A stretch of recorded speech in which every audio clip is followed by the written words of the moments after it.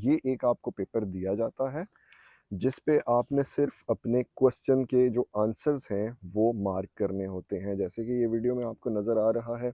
Hello दोस्तों, एक और व्लॉग के साथ मैं हाजिर हूं। जैसे कि मैंने आपको पिछली वीडियो में अपनी जर्मन लैंग्वेज क्लास का विज़िट कराया था, आज मैं आपको बताऊंगा कि जर्मनी में जब आप जर्मन लैंग्वेज कर लेते हैं तो एग्ज़ाम किस तरह के फॉर्मेट में आता है, किस तरह से आपको एग्ज़ाम देना होता है, कौन कौन से फॉर्मेट्स होते हैं एग्ज़ाम के, ये सारे मैं आज की वीडियो में आपको बताऊंगा। ये मेरे वो क्लास फेलो हैं जो कि सारे खड़े हैं और वेट कर रहे हैं हमारे आज के पेपर का। हमारा जो पेपर है वो होना था 9 बजे शुरू, और हमें टाइम दिया था कि 8:30 बजे हम एग्ज़ामिनेशन सेंटर में यानी कि यहाँ पे पहुँच जाएं। सबसे ज़रूरी बात मैं आपको बताऊं कि ये वो पेपर हैं जो कि मॉडल टेस्ट ऊपर लिखा हुआ है, ठीक है जी। ये इस टाइप का आपको आता है। जब एग्ज़ाम में भी आप बैठते हैं तो एग्जैक्टली इसी फॉर्मेट का ये आप देख रहे हैं। होरेंटाइल 1, होरेंटाइल 2, होरेंटाइल 3, और इसी तरह से 4 जो टाइल होते हैं वो ह्योरन के होते हैं, जिसमें 20 सवाल होते हैं और उसके आपको 20 में से पासिंग मार्क्स जो हैं वो 13 चाहिए होते हैं। 13 नंबर आपने लेने होते हैं ह्योरन टेस्ट में। तो ये होता है। साथ ही लेज़न लेज़न कहते हैं जिस टेस्ट को आप कहते हैं ना कि रीडिंग टेस्ट, या फिर आप कह सकते हैं कोई भी लेसन है उसका जो टेस्ट होता है, इसको लेज़न टेस्ट कहा जाता है। इसमें ये होता है कि इसमें 25 सवाल होते हैं। इसके 5 टाइल होते हैं, ह्योरन के 4 टाइल होते हैं। इसमें 25 सवाल होते हैं। मैं वीडियो में आगे डिटेल में जाके आपको बताऊंगा और दिखाऊंगा कि किस तरह का मॉडल टेस्ट होता है, मेरे पेपर में क्या चीज़ें आई थी, ये मैं आपको आगे जाके डिटेल में बताऊंगा। तो ये एक छोटा सा एग्जाम्पल जो मैंने आपको दिखाया है, इस तरह का पेपर हमें आज के दिन आना है पेपर में, और वो सामने जो आपको दरवाजे शीशे वाले नज़र आ रहे हैं वहाँ पे जाके हमने अपना पेपर देना था। इस वीडियो में आप देख सकते हैं कि हम अपना ह्योरन और लेज़न का टेस्ट देने के बाद आके बाहर वेट कर रहे थे। 45 मिनट के बाद हमारा मुंडलिस टेस्ट यानी कि स्पीकिंग टेस्ट शुरू होने वाला था, जिसमें हर ग्रुप में जो है वो 2-2 लोग जाएंगे और जाके अपना मुंडलिस टेस्ट देंगे। और ये सब लोग जो आप देख रहे हैं मेरे साथ, ये भी इंतज़ार कर रहे हैं कब इनकी बारी आए।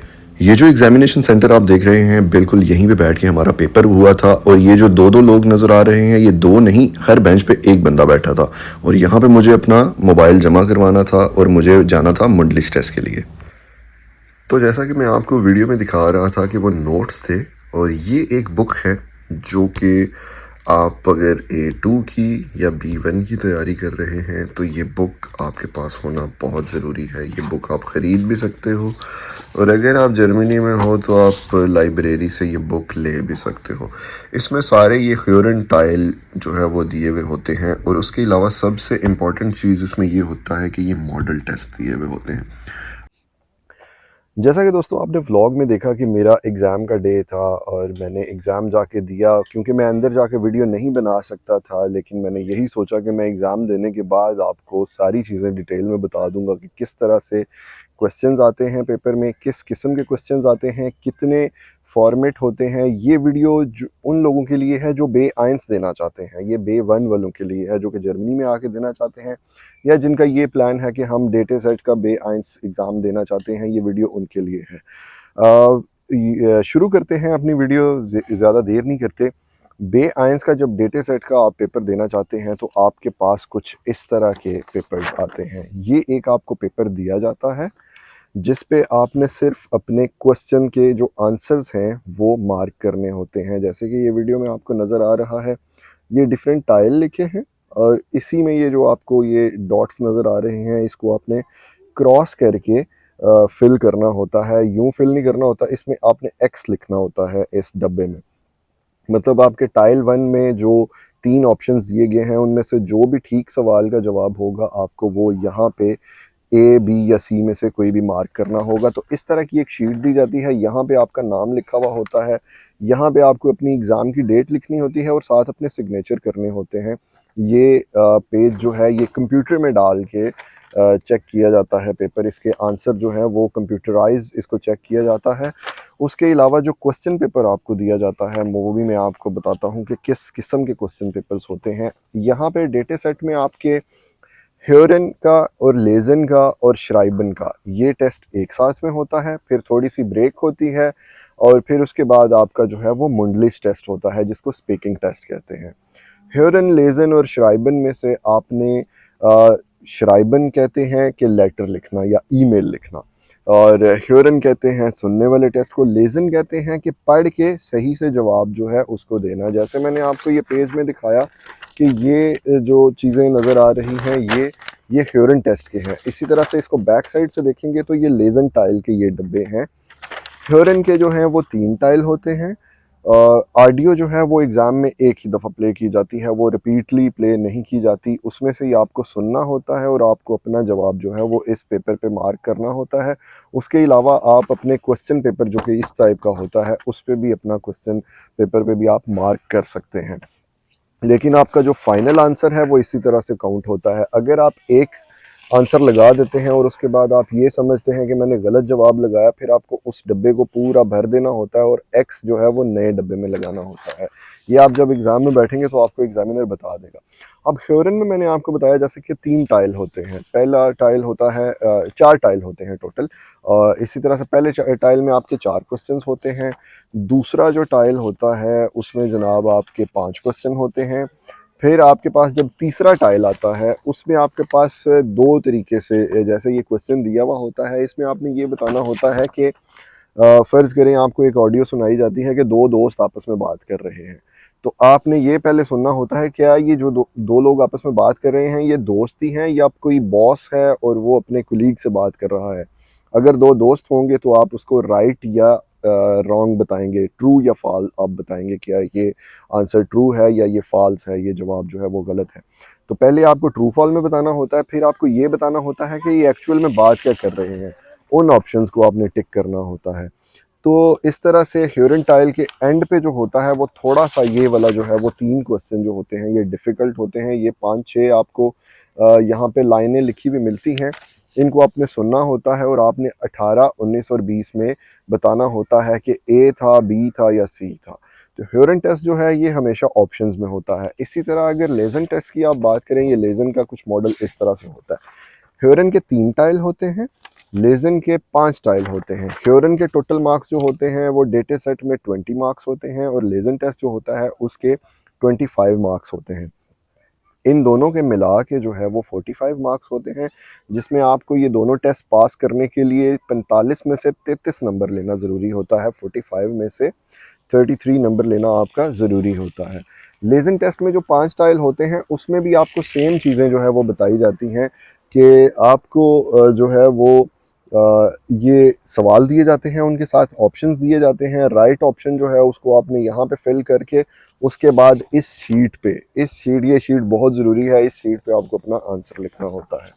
लेजन टाइल में जो है वो तकरीबन टोटल सेकंड टाइल जो होता है वो बहुत इंटरेस्टिंग होता है। जैसे मैं आपको यहाँ पे दिखाता हूँ कि ये है टाइल नंबर 2। इसमें आपको ये 5 लाइनें जो है वो 5 क्वेश्चंस मिलेंगे। 5 क्वेश्चंस हैं, ये एक्चुअली ये एडवर्टीजमेंट्स हो सकती हैं, ये कुछ भी हो सकता है, उनको आपने यहाँ पे देखना होता है। जैसे ये 5 इश्तिहार आपको दिए हुए हैं, कोई अपना जो है वो मकान ढूंढ रहा है, किसी बंदे ने जो है वो डॉक्टर की अपॉइंटमेंट बुक करनी है, किसी बंदे ने जो है वो एक घर लेना है जो कि 57 क्वाड्रेट मीटर का हो। तो ये डिफरेंट आपको इश्तिहार दिए हुए होते हैं और यहाँ पे एक एक लाइन लिखी हुई होती है और उसमें यही चीज़ें लिखी हुई होती हैं कि आपने फ़र्ज़ करें आप एक घर ढूंढ रहे हैं, तो उनमें से ये ऑप्शन दिए हुए होते हैं ABCDEF। तो यहाँ पे बताना होता है आपको कि जो घर ढूंढ रहे हैं वो ऑप्शन, वो इश्तिहार नंबर A है, वो इश्तिहार नंबर B है या C है, और इनमें से आपको एक X मार्क करना होता है। X मार्क इस तरह से होता है कि आपको 5 इश्तिहार दिए हुए हैं, उनमें 4 तो इस पेपर में मौजूद होते हैं, 5वां नहीं होता।